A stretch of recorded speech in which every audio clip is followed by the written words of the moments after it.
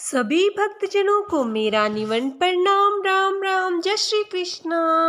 पूनम सिहा की दुनिया में आप सभी का बहुत बहुत स्वागत है। भक्तजनों, हम श्रीमद् भागवत की कथाओं का श्रवण कर रहे हैं। आज हम जिस कथा का श्रवण करेंगे उसका नाम है ब्रह्मा का मति भ्रम।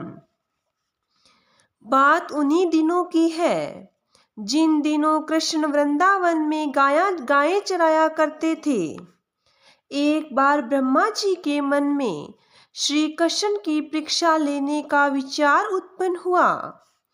उन्होंने सोचा, जरा पता लगाया जाए कि नंद के पुत्र कृष्ण के बारे में ये जो नाना प्रकार की बातें प्रचारित हो रही है कि वे भगवान का रूप है, इसमें कितनी सत्यता है। दोपहर का समय था। कृष्ण दोपहर को भोजन करने के पश्चात कदम्ब के वृक्ष के नीचे आराम कर रहे थे। गायें और बछड़े भी इधर उधर बैठे हुए थे। ग्वाल बाल भी इधर उधर सोए हुए आराम कर रहे थे। सहसा कृष्ण उठकर बैठ गए। उन्हें यह देखकर बड़ा आश्चर्य हुआ कि न तो कोई गाय दिखाई पड़ रही है, न बछड़ा दिखाई पड़ रहा है, न ग्वाल बाल दिखाई पड़ रहे हैं। कृष्ण विस्मय की तरंगों में डूबकर सोचने लगे, सब कहाँ चले गए, सब कहाँ छिप गए। श्री कृष्ण गायों, बछड़ों और ग्वाल बालों को खोजने लगे, किंतु बहुत खोजने पर भी न तो गायें मिली, न बछड़े मिले और न ग्वाल बाल मिले। मिलते भी तो कैसे मिलते? ब्रह्मा जी ने सभी को ले जाकर छिपा जो दिया था। कृष्ण ने जब विचार किया तो उन्हें सब कुछ मालूम हो गया। वे यह जान गए कि ब्रह्मा जी ने उनकी परीक्षा लेने के लिए गायों, बछड़ों और ग्वाल बालों को छिपा दिया है। बस फिर क्या था? कृष्ण ने अपनी योग माया की शक्ति से चारों ओर गाय, बछड़े और ग्वाल बाल पैदा कर दिए। उन्होंने कई कृष्ण और भी पैदा कर दिए। ब्रह्मा जी इस लीला को देखकर चक्कर में पड़ गए। उन्होंने गायों, बछड़ों और ग्वाल बालों को जहाँ छिपाया था वहाँ जाकर देखा तो वे सब वहाँ मौजूद थे। ब्रह्मा जी सोचने लगे, यह कैसी अद्भुत लीला है। मैंने जिन्हें छिपाया था वे तो अपनी जगह मौजूद है। फिर ये दूसरी गायें, बछड़े और ग्वाल बाल कहाँ से आ गए? इनमें कौन वास्तविक है और कौन बनावटी? कुछ समझ में नहीं आता। जब ब्रह्मा जी सोच विचार कर थक गए तो उन्होंने प्रकट होकर भगवान श्री कृष्ण से प्रार्थना की, हे अच्युत, हे असीम, हे इंद्रियातीत, हे भावातीत और हे शब्दातीत, हमें क्षमा कीजिए।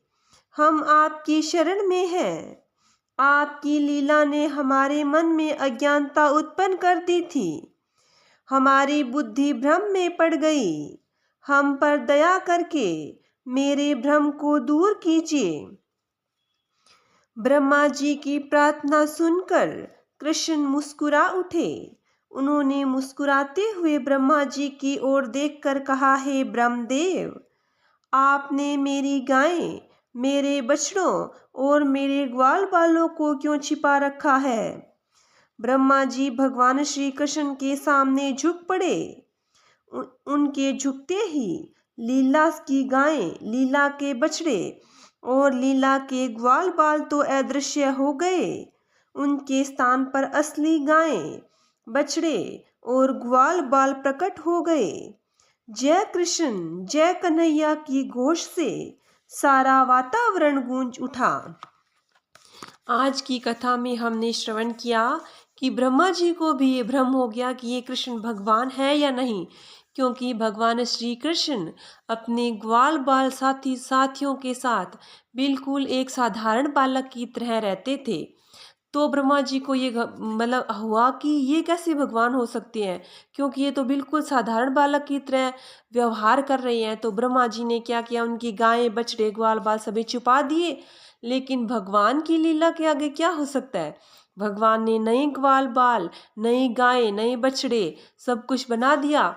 फिर ब्रह्मा जी को अपनी करनी पर पछतावा हुआ कि मैंने भगवान पर शक किया।